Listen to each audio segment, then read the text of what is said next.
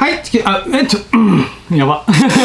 なんかさ、ここ最近ずっとね、収録してて、喉がついに潰れたっていうやる。はい、地球玉系南條です。今日もたっくん来てくれてます。はい、お願いします。はい、お願いします。今回はですね、一番ここ最近で接客で時間がかかっているものなんだろうっていうと思った時に、面相筆あるじゃないですか、とっくん。ほう。面相筆くださいって言われた時、僕めっちゃ困るんですよ。もう面相筆は本当に種類が多くて、で、お客さんもそれは分かってて、面相筆っていうのはあるんですけど、この極面相筆って何ですかとかね。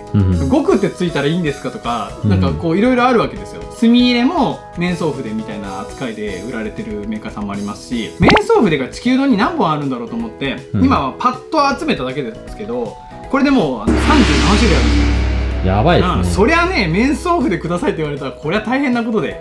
なので今回は一番選ぶのに苦労するであろう面相筆を地球堂の店長なりにですよ、なんか自己分析してこういった時にはこういう筆を選んでもらうといいんじゃないかと、あくまでも地球堂主観ということでまとめてみましたので、それをご紹介できたらと思います。いろいろコメントもねもらえたらっていうような動画ですけども、どうぞお付き合いよろしくお願いします。それではですね、まず面相筆をですね大きく4つに分けてみました。でこのグラフがこちら、ドン。なんか汚いですね、なんかね、久しぶりに出したね、このめっちゃ汚いですね。いや、これ落ちんかったねこんな感じで4つに分けています。毛が短いから長い、そして太いから細い。ざっくりと説明すると、毛が長ければ長いほど塗料の含みがいいので、しばらくずっとこう描いてられるんですよ。だから線引いたりとかね、途中でかすれちゃったりせずにずーっと引けるようなのがイメージ。で逆に短いとその塗料の瓶に入れる回数は増えるんだけど、ちょっとずつしか塗料が出ないから扱いやすいとか。あと太いと細いは分かりやすいと思うんですけど、太字か細字かこのぐらいな感じ。これに対していろいろメーカーさんに聞いたんですけど、結構難しかったなのでもうざっくりとね、こんな感じでいろんな話聞いた中で僕がまとめたらこんな感じ。特徴によって塗装で使う場所がやっぱ違うんですよね。それを今から紹介していきます。まずですね、長くて細いところ。長くて細いところはその塗料の含みもありつつ細字。それってどういうところに使うかっていうと、例えばまつげとか眉毛とか、こういった顔のパーツでちょっと毛の表現したりとか、ああいった感じに向いてるんじゃないかなと。毛が長くて太い。これはですね、塗料の含みが多くて、で表面積も塗りたい。例えば太さにもよるんですけど、墨入れに使ったりね。墨入れする時に何回も瓶に入れたくないじゃないですか。だから1回吸ったら割と長持ちしてくれるって言って、やっぱ長ければ長いほどね墨入れ向いてます。あとは単純に光面積だけど細かい。光面積だけど細かいモデラーさんには分かってもらえるんじゃないかなというすごい複雑なニュアンスなんですけど、やっぱ毛が長いと奥まったところにも入りますのでね。細くて短い。これはですね、点ですね、点。ライン引いたりとかも全く向いてないんですけれど、例えば瞳の黒目だけをここみたいな、こういうのにね向いてるんですよ。毛の量がどんどんねなくなっていくんですよ。僕の知ってる中で毛が2本あれもまさにね点を打つためだけの商品ですね。だから黒目の中の光の反射の白いやつを入れたいみたいな、そういう話。今度ですね、この短くて太い、これはもう光面積。やっぱ太いと光面積向いてるんですよ。ぶっちゃけ服、あとは武器とかの装備品とかね。で実際見てみましょうか。最後に僕が使ってる中で使いやすかった筆なんかをね紹介できたらと思います。はい、それではですね、実際商品を見ながらご紹介できたらと思うんですけども、まずは毛の長さが長くて細い。やっぱりね、僕は一番すごいと思ってるのはこのゴッドハンドさんの極面相筆シリーズと、あとタミヤさんの面相筆極細。ここら辺がその筆に当たるのかなと思うんですけれど、ゴッドハンドさんの極面相筆 SML っていうのは実は長さ全部一緒なんですよね。で毛の量が違うんですよ。毛の量が少ないというのはいわゆる細い。細さが3段階に分かれていて SML ってことなんですね。でここにも書いてるんですけど、極面相筆 S が一番長さが均一の中で毛の量が少ないので、驚異の細さでフィギュアのまつげや歯を塗れるってね、歯が塗れるっていうのはねもうすごいと思いますよ。眉毛じゃなくて歯なんだってね、なんで歯なんだろうっていう感じがするんですけど作った人が歯が一番感動したんですねでこの M はバランスがいいですよとか、これはだからもう本当にお客さんの見た中でどれぐらいの毛の量、細さ、お手頃なところで試してみたいって言ったら、やっぱタミヤさんは本当にいろんな値段の商品出してくれているので、275円ですし、使ってみて感触見てみるっていうのはこの筆いいんじゃないかなと思います。続きまして、毛が長くてで割と太い、これが本当に多いですね、種類としては。まずご紹介したようにスミレに向いているのはこの3本、アイクラフトさんの L サイズ、このねやっぱ長さが 12mm、 これ結構長いですよね。でこれがスーパーコリンスキーでできてるかそうでないかっていう違いなんですけども、あとはこのゴッドハンドさんのもこう墨入れ用って書いてるんですよね。これはやっぱりその毛細管現象ですね。これ一回ポンって打ったらツーって流れる、それをするためにやっぱ塗料の含みが多ければ多いほどいいよということで、こうやっておのずと長い毛になってくる。でも墨入れ用じゃなくても本当に奥まったところに、本当に細かいところに周りに当たらないようにミッションインポッシブルのあって打つのにもやっぱ向いてますよね。でこちらはですね株式会社アシーナさんのいろんな種類が出てるんですけれど、ここからここまでがスプリクト筆って言って、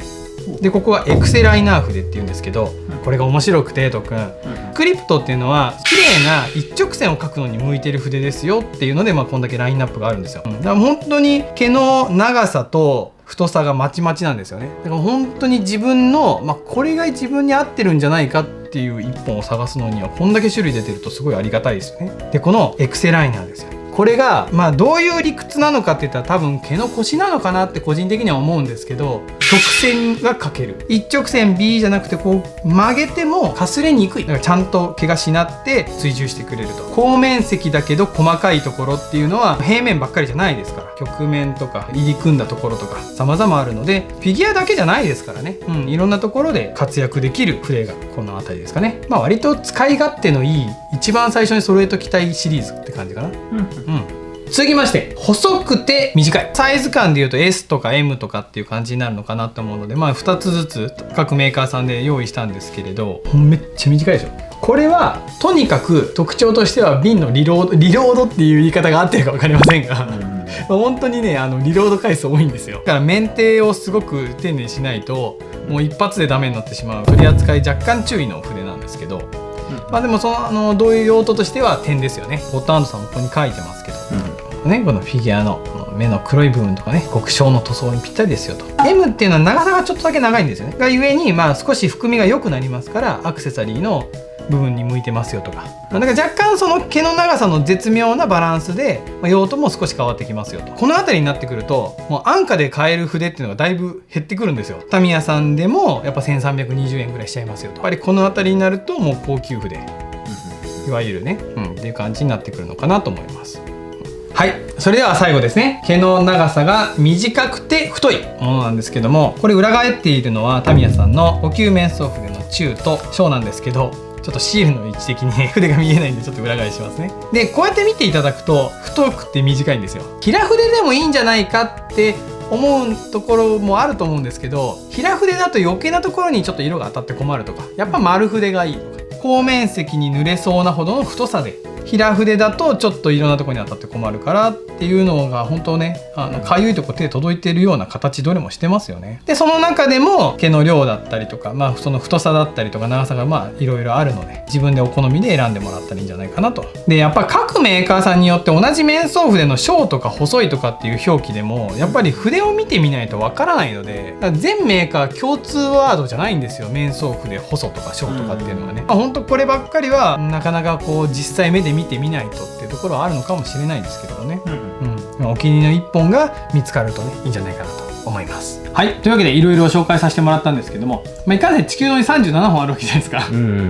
ら他店さんでももっと多いかもしれないと、じゃあ店長がよく使ってるのは何というところで最後おすすめなんですけども、僕がよく使っているのは株式会社アシーナさんのラビアエクセライナーシャープ10/0。さっき言ったようにこのエクセライナーって曲線に向いてるんですよ。そこに惚れ込んでやったらですね、フィギュア系ですよね。全然余裕。